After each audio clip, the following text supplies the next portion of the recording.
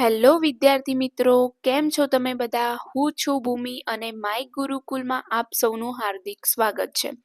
વિદ્યાર્થી મિત્રો, આજે આપણે ધોરણ 12 સાયન્સનો પ્રથમ ચેપ્ટર એટલે કે દ્રાવણોનો ડિટેલ્ડ અભ્યાસ કરવાના છીએ. વિદ્યાર્થી મિત્રો, મારો આ વિડીયો બનાવવાનો મેઇન ફોકસ તમારે ગુજકેટ અને નીટમાં પૂછાતા MCQs પર છે. બરાબર, એટલે કે અહીંયા આપણે મુખ્યત્વે થિયરી કરતા MCQ ને વધારે પ્રાધાન્ય આપવાના છીએ. તો મિત્રો, હવે શરૂઆત કરીએ આપણે. પ્રથમ તો દ્રાવણ એટલે શું?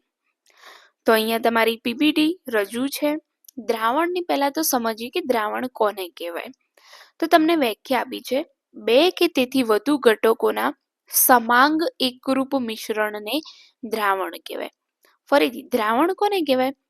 તો કે મિશ્રણ, પણ કેવું મિશ્રણ? સમાંગ મિશ્રણ. જુઓ, અહીંયા તમને એક શબ્દ આપેલો છે, સમાંગ એકરૂપ મિશ્રણને શું કહેવાશે? દ્રાવણ કહેવાશે. બરાબર. તો મિશ્રણ છે ને, આપણે ધોરણ 10 થી આ ટોપિક ભણતા આવ્યા છે કે મિશ્રણ અને તેના પ્રકારો. તો મિશ્રણના મુખ્યત્વે બે પ્રકારો, એક સમાંગ મિશ્રણ અને બીજું વિસમાંગ મિશ્રણ. બરાબર. તો સમાંગ મિશ્રણ એ કે જેની અંદર ઘટકોને ભેગા કરવામાં આવે ત્યારે તે સંપૂર્ણપણે એકબીજામાં ભળી જાય. બરાબર. તો આવા દ્રાવણને અથવા તો આવા મિશ્રણને સમાંગ મિશ્રણ કહેવાય. એવી જ રીતે એનાથી વિરુદ્ધમાં વિસમાંગ મિશ્રણ કોને કહેવાય?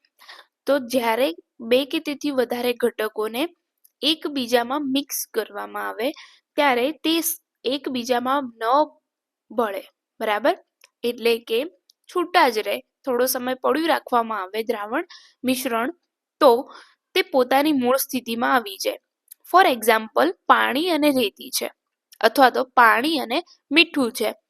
તો એ બંનેને જ્યારે મિક્સ કરવામાં આવે છે ત્યારે પાણી અને રેતીના ઉદાહરણની અંદર રેતી છે, થોડા સમય પડ્યો રાખીએ ને એટલે રેતી નીચે તળિયે બેસી જાય. એનો અર્થ શું થયો કે રેતી અને પાણી મિશ્ર થતા નથી. તો આ કયા પ્રકારનું દ્રાવણ થયું કહેવાય? વિસમાંગ મિશ્રણ કહેવાશે. ખ્યાલ આવ્યો ગયો?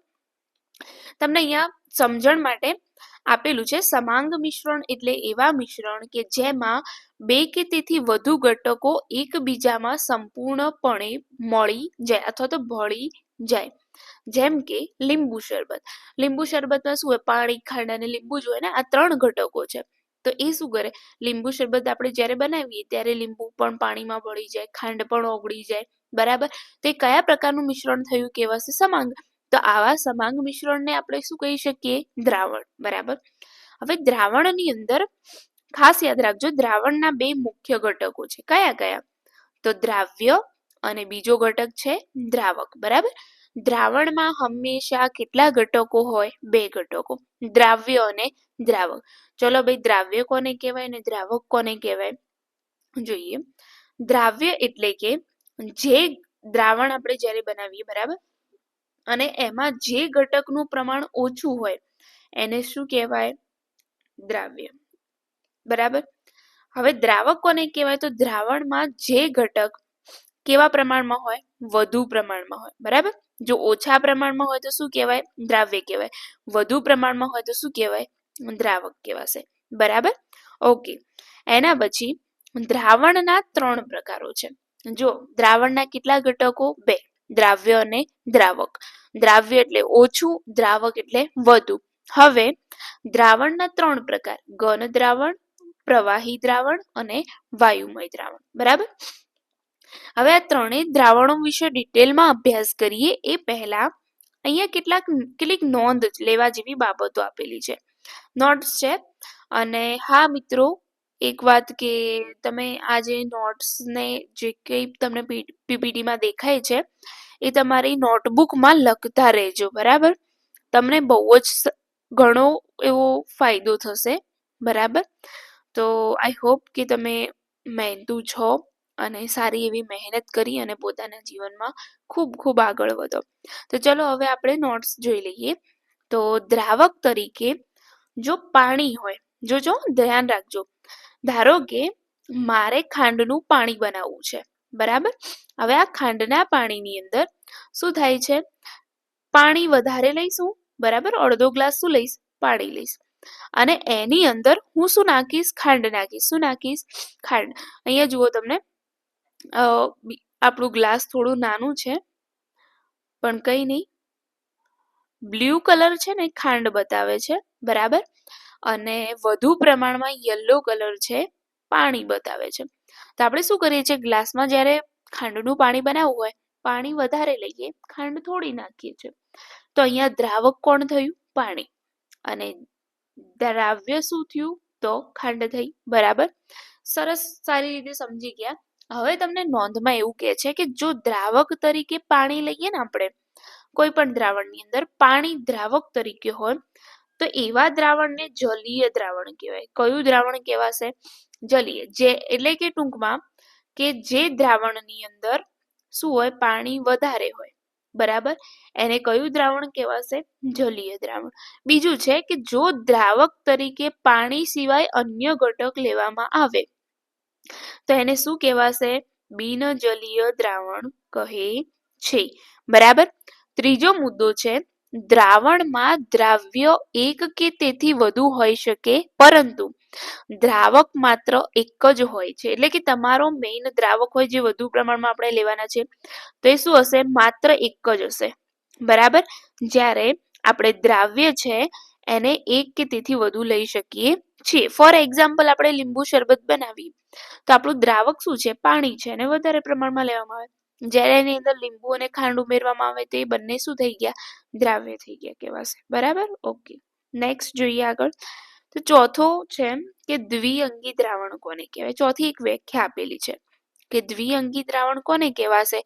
તો એવું દ્રાવણ કે જેમાં માત્ર એક દ્રાવક અને એક જ દ્રાવ્ય હોય તો આવા દ્રાવણને કયું દ્રાવણ કહેવાશે?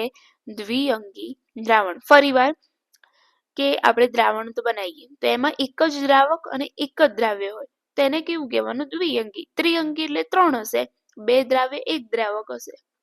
ખ્યાલ આવ્યો? હવે જોઈએ આપણે દ્રાવણના પ્રકાર. એમાં પ્રથમ પ્રકાર છે વાયુમય દ્રાવણ. આ કોષ્ટક તમારા માટે મોસ્ટ આઈએમપી છે, બરાબર. તો વાયુમય દ્રાવણ જે છે એની અંદર ઓછું શું હોય? વાયુ હોય, અને વધારે પ્રમાણમાં પણ શું હોય? વાયુ હોય, બરાબર. તો આના ઉદાહરણ ખાસ તમારે યાદ રાખવાના કે વાયુમય દ્રાવણમાં દ્રાવ્ય અને દ્રાવક તરીકે બંનેમાં વાયુ હોય તો એનું સામાન્ય ઉદાહરણ કયું? તો ઓક્સિજન અને નાઇટ્રોજન વાયુનું મિશ્રણ. જો આપણને ખ્યાલ છે કે હવામાં 78% નાઇટ્રોજન છે, બરાબર, અને એનાથી ઓછા પ્રમાણમાં શું છે? ઓક્સિજન વાયુ છે. તો નાઇટ્રોજન ને ઓક્સિજનનું મિશ્રણ કયા પ્રકારનું કહેવાશે? તો વાયુ દ્રાવ્ય વાયુ દ્રાવકનું વાયુમય દ્રાવણ, બરાબર. હવે અહીંયા જુઓ, વાયુમય દ્રાવણ છે એટલે હંમેશા દ્રાવક તરીકે શું હોય? વાયુ જ હોય, બરાબર. જો અહીંયા તમે 3 ની અંદર જોઈ શકો છો, આ ત્રણેયની અંદર દ્રાવક તરીકે શું લીધેલું છે? વાયુ, બરાબર. અને દ્રાવ્ય તમારા બદલાતા રહેશે, એકમાં પ્રવાહી અને છેલ્લે આપણે શું લઈશું? ઘન. તો જ્યારે વાયુ દ્રાવકની અંદર પ્રવાહી દ્રાવ્ય ઉમેરાય તો એનું એક્ઝામ્પલ કયું બને? નાઇટ્રોજન વાયુ સાથે મિશ્ર કરેલ ક્લોરોફોર્મ અથવા તો ભેજવાળી હવા. મિત્રો, ભેજવાળી હવા આપણને ક્યારે જોવા મળે? તો ચોમાસા દરમિયાન આપણને ભેજવાળી હવા જોવા મળતી હોય છે, બરાબર. તો આ ભેજવાળી હવા જે છે શેનું ઉદાહરણ છે? તો આપણે કહી શકીએ કે વાયુમય દ્રાવણ જેમાં દ્રાવક તરીકે વાયુ અને દ્રાવ્ય તરીકે પ્રવાહી હશે, બરાબર. એના પછી ઘન દ્રાવ્ય અને દ્રાવક તરીકે વાયુ. ફોર એક્ઝામ્પલ, નાઇટ્રોજનની અંદર કપૂર, બરાબર. નાઇટ્રોજન વાયુની અંદર શેનું મિશ્રણ? કપૂરનું. કપૂર જે છે, આપણે કપૂરને સળગાવીએ ને તો એ ઘનમાંથી સીધું શેમાં રૂપાંતર થાય? વાયુમાં. એટલે કે હવામાં રહેલા નાઇટ્રોજનમાં કપૂરનું ભળી જવું કયા પ્રકારનું દ્રાવણ કહેવાય? વાયુમય દ્રાવણ, જેની અંદર દ્રાવ્ય તરીકે ઘન અને દ્રાવક તરીકે શું હશે? વાયુ હશે. એના પછી નેક્સ્ટ છે પ્રવાહી દ્રાવણ. પ્રવાહી દ્રાવણની અંદર દ્રાવ્ય અને દ્રાવક. જો હવે પ્રવાહી દ્રાવણની અંદર તમારે અહીંયા નોંધ લેવાની કે પ્રવાહી દ્રાવણની અંદર દ્રાવક તરીકે હંમેશા શું હશે? પ્રવાહી. પરંતુ હા, દ્રાવ્ય આપણા બદલાતા રહેશે. પહેલો આપણે લઈએ દ્રાવ્ય તરીકે વાયુ, એટલે કે પાણીની અંદર વાયુ ઓગાળીએ તો આપણે જુઓ કોલ્ડ ડ્રિંક્સ પીતા જોઈએ તો કોલ્ડ ડ્રિંક્સ જે છે ને એ એનું જીવતું જાગતું ઉદાહરણ છે. તો પાણીમાં દ્રાવ્ય થયેલો ઓક્સિજન. પછી હા આ જુઓ આ તમને કહું કે પાણીમાં દ્રાવ્ય થયેલો ઓક્સિજન જે માછલીઓ છે ને તો એ શ્વાસોશ્વાસમાં કયો વાયુ લે તો પાણીમાં ઓગળેલો ઓક્સિજન એટલે પાણીની અંદર જે ઓક્સિજન હોય એ ખેંચે બરાબર. તો પાણીમાં દ્રાવ્ય થયેલો ઓક્સિજન CO2 નું પાણીમાં દ્રાવણ એટલે કે સોડા વોટર જે છે બરાબર. તો સોડા વોટરની અંદર શું હોય તો કે આપણે CO2 વાયુ એને ભરવામાં આવે પછી જ્યારે ખોલીએ ને એટલે ઉભરો આવે બરાબર. તો આ એક પ્રકારનું પ્રવાહી દ્રાવણ થઈ ગયું. એના પછી પ્રવાહી આ તો સૌથી સિમ્પલ છે. પ્રવાહી એટલે પાણીની અંદર આપણે શું નાખી દઈએ ઇથેનોલ બરાબર. હા જે પેલા રસિયા હોય ને ડ્રિંક કરવાના બરાબર એમને આ સૌથી વધારે ખ્યાલ આવે કે જ્યારે એ ડ્રિંક છે ને સ્ટ્રોંગ હોય એમ હોય શું તો ઇથેનોલ હોય બરાબર. તો આ ઇથેનોલ સ્ટ્રોંગ છે એને શું કરે પાણીની અંદર અથવા તો બરફની અંદર નાખી અને મોટા ભાગે એવું આપણે ક્યાંક વિડીયોમાં જોવામાં આવે છે બરાબર. તો આપણે કોઈ રસિયા નથી બરાબર અને આપણે ક્યારે રસિયા બનવાનું પણ નથી પરંતુ ક્યાંક જોવા મળે અને જસ્ટ ફોર નોલેજ આપણને ખ્યાલ હોવો જોઈએ બરાબર. તો પાણીમાં દ્રાવ્ય થયેલું જે ઇથેનોલ છે શેનું ઉદાહરણ છે પ્રવાહી એટલે કે પ્રવાહી દ્રાવણનું બરાબર. એના પછી અંતિમ છે ઘન અને પ્રવાહી. ઘન અને પ્રવાહી એટલે કે પાણીમાં દ્રાવ્ય થયેલો ગ્લુકોઝ. હા જ્યારે આપણે બીમાર પડીએ ત્યારે આપણને શું ચડાવવામાં આવે ગ્લુકોઝની બોટલ તો એની અંદર શું હોય લિક્વિડ જ હોય ને પરંતુ ગ્લુકોઝ જે છે એ કયું સ્વરૂપ છે ઘન સ્વરૂપ છે ને એને શેમાં ઓગાળી દેવામાં આવે પાણીની અંદર બરાબર. એના પછી ઘન દ્રાવણોની વાત કરીએ તો અહીંયા જુઓ દ્રાવક તરીકે શું હશે 3 ઘન હશે બરાબર અને અહીંયા એમની સામે દ્રાવ્ય બદલાતા રહેશે. પહેલો છે વાયુ અને ઘન. તો ઘનની અંદર શું હોય વાયુ જેમ કે સ્પંજ આપણે જે પહેલા ચોક ડસ્ટર મતલબ અત્યારે બી ચોક ડસ્ટર વાપરીએ ને તો એની અંદર સ્પંજ વાળું ડસ્ટર આવે બરાબર. તો આ સ્પંજ શું છે પોતે એક ઘન છે ને એની અંદર છિદ્રો છે જેની અંદર શું ભરાયેલું હોય હવા. તો સ્પંજ પણ એક ઘન દ્રાવણ કે જેની અંદર વાયુ અને ઘનનું મિશ્રણ છે બરાબર. એ ઉદાહરણ થઈ શકે છે. એના સિવાય એક તમને આપેલું છે પેલેડિયમમાં હાઇડ્રોજનનું દ્રાવણ. પેલેડિયમની અંદર કયો વાયુ ઉમેરવાનો હાઇડ્રોજન અને જે દ્રાવણ બને કયું કહેવાશે ઘન દ્રાવણ. એના પછી પ્રવાહી અને ઘન. તો સોડિયમ સાથે પારાનો સરરસ એટલે કે સોડિયમ અને પારો બંને મિક્સ કરવાથી મળશે શું કારણ કે આપણી જોડે મેઇન વસ્તુ શું છે સોડિયમ. સોડિયમમાં આપણે શું ઉમેરીએ છીએ પારો કેવું છે પ્રવાહી ધાતુ છે બરાબર. તો સોડિયમ અને પારાનું ભેગું થવું એને Hg જે કોનું ઉદાહરણ છે ઘન દ્રાવણનું બરાબર. એના પછી ઘન અને ઘન જેમ કે સોનું છે તો સોનું જે છે એને આપણે જ્યારે દાગીના ખરીદીએ ને તો આપણને ખ્યાલ આવે કે 22 કેરેટ સોનું 24 કેરેટ સોનું બરાબર. તો સોનું મુખ્યત્વે મેઇન પ્યોર આપણે કહીએ ને પ્યોર સોનું 24 કેરેટનું હોય. કેટલા કેરેટનું હોય 24 કેરેટનું. હવે આ 24 કેરેટ જે સોનું છે ને એકદમ આપણે એને વાળીએ ને તો સરળતાથી વળી જાય એવું હોય એટલે દાગીના બનાવવા માટે કામ આવે નહીં.